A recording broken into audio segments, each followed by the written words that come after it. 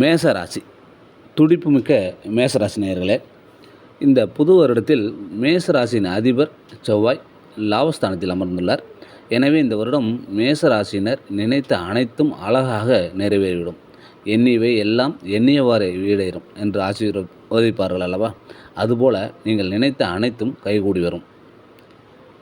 இதில் ஒன்றை சொல்லியாகணும், நீங்கள் நினைப்பதை நல்ல செயலாக மட்டுமே நினையுங்கள். செல்வம் செல்வாக்கு பெருக, நல்ல நட்பு கிடைக்க, முயற்சிகளில் முன்னேற்றம், வாழ்வில் அபிவிருத்தி என இவை சார்ந்து நல்ல சிந்தனை செய்யுங்கள். இந்த வருடம் அத்தனையும் நடக்கும். நீங்கள் நினைத்த நல்லவை எல்லாம் கூடி வரும்.